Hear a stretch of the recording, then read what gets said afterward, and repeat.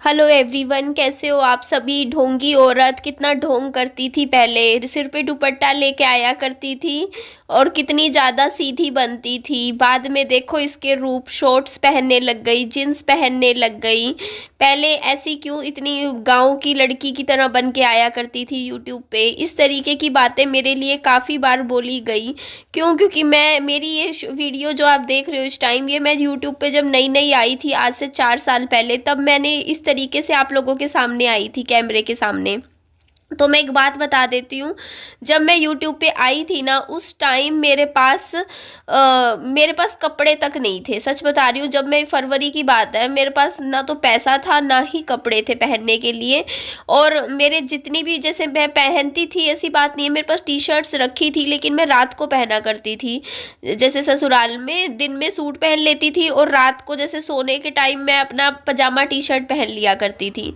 But मैं वहां से आई तो मैं देखो अपने बस कुछ कुछ मेन मेन जो कपड़े थे बस वो ही लेकर आई थी ससुराल से। जैसे मेरी साड़ियाँ थी और सूट थे, बस वो ही लाई थी। तो मेरे पास जींस वगैरह था ही नहीं कि मैं इस टाइम वीडियो में पहन सकूं, क्योंकि मेरे पास पैसे भी नहीं थे मैं दुकान से जाके खरीदूं। और ये था टाइम फरवरी महीने का, और फरवरी महीने में देखो हल्की हल्की सी ठंड होती है। तो ये मैंने जो सूट पहन रखा है ना, ये सूट आपने मेरे को आज तक दोबारा पहने हुए नहीं देखा होगा, क्योंकि मेरा वजन बढ़ गया था। तो जो भी कपड़े मेरे पास उस टाइम कहते हैं ना कि रखे हुए थे, सूट वगैरह, वो भी मैं पहन ही नहीं पा रही थी, क्योंकि मैं मेरा वजन, क्योंकि आप समझ सकते हो कि जब आपके बच्चा होता है, उस टाइम विहान हुआ ही था, तो प्रेगनेंसी के बाद हर लेडीज़ का वजन बढ़ता है। तो मैं वो कपड़े जो मैं पहले पहना करती थी वो मैं पहन ही नहीं पा रही थी। और कैमरे के सामने पहनने के लिए भी मेरे पास उस टाइम ज़्यादा कपड़े नहीं थे। किसी ने तो ये भी कह दिया कि फटे पुराने कपड़े पहन के आ जाया करती थी कैमरे के सामने पहले, क्योंकि मेरे पास अच्छे कपड़े उस टाइम बचे ही नहीं थे। जो अच्छे कपड़े थे वो मुझे आते नहीं थे, क्योंकि मैं मोटी हो गई थी विहान होने के बाद।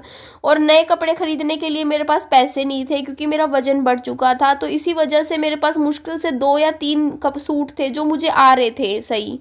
तो मैं वही सूट बार बार पहन के आती रही कुछ महीने, 3 से 4 महीने, जब तक मेरी यूट्यूब से सैलरी नहीं आई थी। जब यूट्यूब से सैलरी आई तो मैंने कुछ पजामे टी शर्ट्स खरीद लिए थे। तो वही बात मैं बता रही हूँ। और देखो उस सिर पे दुपट्टा मैंने इसलिए लिया हुआ है, क्योंकि उस टाइम क्या था, थोड़ी आदत थी मुझे लेने की सिर पे दुपट्टा। क्योंकि ससुराल में क्या होता था ना कि मैं 90% टाइम सिर पे दुपट्टा लेती थी, हमेशा नहीं कहती हूँ, हमेशा लेती थी। जैसे मेरे ससुर थे, उनके सामने मैं सिर पे दुपट्टा ले लेती थी, सास के सामने नहीं भी लेती थी तब भी कोई दिक्कत नहीं थी। तो कोई जेंट्स आता था, जैसे मान लो घर पे कोई जेंट्स आ रहा है परिवार में से, तो मैं सिर पे दुपट्टा ले लेती थी। तो इस तरीके से मेरी एक आदत बनी हुई थी। और फिर मेरे को ऐसा लगा कि अगर मैं कैमरे के सामने आ रही हूँ तो फिर मतलब उस टाइम तक मेरे माइंड में ऐसा नहीं था, मतलब कि इतना, मतलब सब कुछ होने के बावजूद मुझे एक उम्मीद थी कि शायद मेरे ससुराल वालों से रिश्ते सुधर जाएंगे आगे जाके। इसीलिए मैं कुछ भी बोल भी नहीं रही थी यूट्यूब पे आके, कि मतलब उन्होंने मुझे घर से तो निकाल दिया था उस टाइम ससुराल वालों ने, लेकिन मैं कुछ भी बात यूट्यूब पे नहीं बता रही थी, कि मुझे अभी भी उम्मीद थी कि क्या पता बातचीत से बात सुलझ जाए, यूट्यूब पे पूरी दुनिया को बताने की ज़रूरत ना पड़े। तो इसी वजह से मैं सिर पे दुपट्टा ले रही थी, क्योंकि फिर मेरी वीडियोस मेरी सास भी देखती और फिर वो उसको बुरा लगता उनको कि निधि ना बिना सिर पे दुपट्टा लिए वीडियोस में आ रही है, क्योंकि उन फिर ये वीडियो देखो सब देखते हैं। इस वजह से मैंने सिर पे दुपट्टा लिया था। लेकिन बाद में जब चीज़ें ख़राब हो गई थी बहुत ज़्यादा, और बहुत ज़्यादा ही ख़राब हो गई थी उसके बाद, तो आप लोगों को पता ही है बहुत सी चीज़ें हुई। और उसके बाद फिर मैंने सिर पे दुपट्टा लेना छोड़ दिया था, क्योंकि मुझे सब बोलते थे कि तू मायके में जब रह रही है तो मायके पे सिर पे दुपट्टा लेने की क्या ज़रूरत है। और ये बात मुझे कमेंट्स में भी लोग बोला करते थे। तो फिर मुझे थोड़ा सा समझ में आया, मुझे लगा नहीं बात भी सही है, कि यार मैं ससुराल में थोड़ी बैठी हूँ जो मैं सिर ढकने लग रही हूँ, मायके में बैठी हूँ। और फिर तो बाद में अपने घर में बैठ गई थी, तो इस वजह से। और ये वाला दुपट्टा मुझे सही लगता था, हल्का लाइट वेट था, तो मुझे कंफर्टेबल भी लगता था। नमस्कार भाइयों और बहनों। आप सभी ने मुझे कहा था कि आप अपने बारे में बताइए, शुरू से बताइए कि आप कहाँ से हो, क्या हुआ आपके साथ। तो आज मैं आई हूँ आप सभी को अपने बारे में बताने।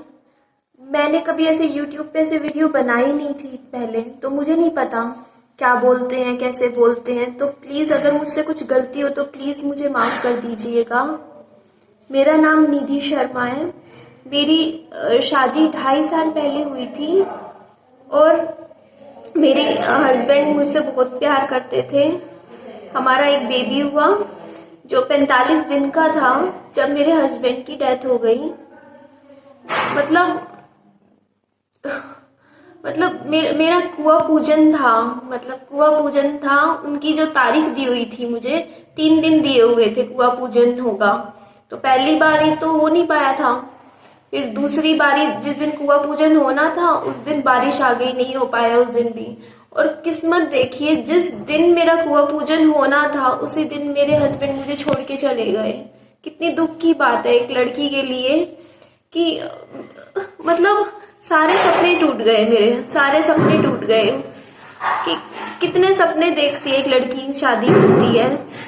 मैं आज अभी थोड़ा सा यूट्यूब में आने के लिए थोड़ा सा तैयार हो रही थी, तो मैं ऐसे खुद को देख रही थी।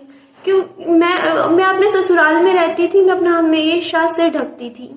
और आज मुझे समझ ही नहीं आ रहा कि अब मैं अपने ससुराल की बहू हूँ या अपने मायके की बेटी बन गई हूँ। मुझे नहीं पता, मेरी आइडेंटिटी गायब हो गई है। मुझे सच में नहीं पता, मैंने इसे ढका। मुझे अच्छा लगा, मुझे सच में ऐसे जब मैंने खुद को देखा मुझे बहुत अच्छा लगा। मुझे लगा कि हाँ, कुछ है जो अभी थोड़ा सा बचा हुआ है मेरी लाइफ में। मैं कोशिश कर रही हूँ संभलने की, धीरे धीरे टाइम लगेगा। एक एक दिन करके हिम्मत दिखा रही हूँ। एक एक दिन पीछे जा रहा है। मैं मानती हूँ जैसा पहले दिन था वैसा आज का दिन नहीं है। हो सकता कुछ टाइम बाद वो दिन दूसरा अलग हो, पर जो ये दुख है ना, मेरी किस्मत का जो दुख है, मैं ये कहती हूँ भगवान किसी औरत को ये दुख ना दे। ये दर्द बहुत नहीं झेला जाता, पर ठीक है, मुझे झेलना है। मेरी किस्मत थी, मेरी किस्मत में लिखा था ये दर्द मुझे झेलना था, होना था मेरे साथ। मैं कुछ ना कुछ करना है लाइफ में। अब आगे लाइफ में ऐसे जिंदगी खराब हो जाएगी, आगे कुछ बनना है, अपने बच्चे के लिए बनना है। इस बच्चे के लिए तो माँ और बाप दोनों मैं ही हूँ। तो भाइयों बहनों, अगर कुछ गलती हो तो प्लीज मुझे माफ कर दीजिएगा। मुझे नहीं आता, मैं थोड़ा सीख रही हूँ यूट्यूब पे आने का। Thank you ji, please thank you, धन्यवाद।